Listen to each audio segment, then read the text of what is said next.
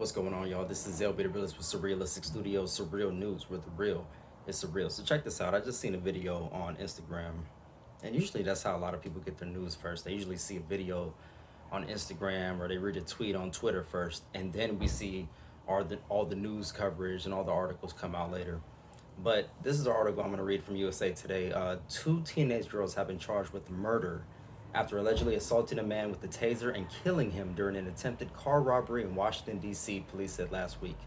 Muhammad Anwar, 66 years old, was assaulted Tuesday with a taser when two girls attempted to carjack him, the Metropolitan Police Department said in a news release. Graphic video posted to Twitter shows Anwar in a struggle with the two suspects, who then speed off and crash and flip the car with him hanging onto the side. After arriving at the scene and transporting Anwar to the hospital, police said all life-saving efforts failed. The victim was pronounced dead. Anwar had been working on an Uber Eats delivery Tuesday when the two girls attempted to carjack him, according to the GoFundMe set up by a family member. A 13-year-old and a 15-year-old were charged Wednesday with felony murder and armed carjacking with a taser. Anwar immigrated from Pakistan in 2014, his family told NBC4. This affects all of us. Marches, rallies against Asian hate crimes. Okay, that's not anything to do with this story. I don't know why they put it in there like that. But yeah, there has been a lot of marching and rallies about Asian hate crime. Okay, continue on with the story. Anwar was a beloved husband, father, grandfather, uncle, and friend who always provided a smile when you needed one, said the GoFundMe for Anwar. He leaves behind a family, near and far, who cherish love and miss him dearly. The GoFundMe raised more than $500,000 in 3 days since it was published Thursday. Anwar was the financial provider for the family, and the funds will be used to pay for his lost income and to provide a traditional Islamic funeral, according to the fundraising page. Although money won't fill the gaping hole that his family has left, that his death has left in our family, it will help remove some of the stress and worry of daily living while we grieve and heal, an update to the GoFundMe said. Mayor Muriel Bowser drew criticism Sunday for sharing a video on preventing auto thefts amidst calls for her acknowledging Anwar's death.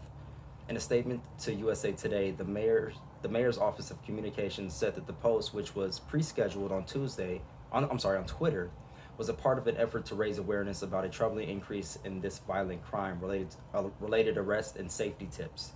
The post should not detract from the tragic death of Muhammad Anwar, the statement continued. Our thoughts and prayers remain with the family and the families of those we have lost to violence.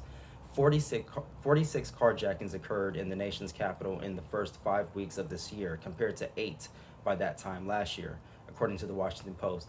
But in all of 2020, MPD, or the Metropolitan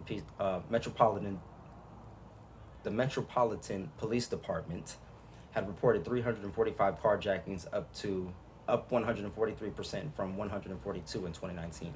So the MPD had reported 345 carjackings, up 143% from 142 in 2019. We are devastated by this tragic news, and our hearts go out to Muhammad's family during this difficult time. We're grateful the suspects had been arrested, and thank the Metropolitan Police Department for their diligence with this investigation, an Uber spokesperson said to WTOP. Again, that was from USA Today. So again, a man has lost his life, regrettably, unfortunately, due to two teenage girls allegedly trying to carjack him. And when you see the video, it truly is surreal. It looks like something out of a movie. It looks and sounds like something out of a movie. You see the two girls in the car, and he's arguing with them, and he's kind of outside of on the driver's side. He's kind of like hanging off the car, and all of a sudden the car speeds off, and it's out of camera range, and you just hear this giant crash. And before you hear the crash, you see the guy, like, when the car speeds off, it hits, I don't even know what it hits, like 2 light poles or something, and he's still on the side of the car. So it looks like it smashes him in, like the door smashes him as the car's racing off, and it hits the pole. It happens like twice, and then the car gets out of camera range, and you just hear this big crash. And apparently this man lost his life. After the crash, the guy that's filming it runs up to the scene, and he says, these are the girls, they tried to carjack him. He said something to that extent. and one of the girls says, "Oh, my phone's in the car. My phone, my phone."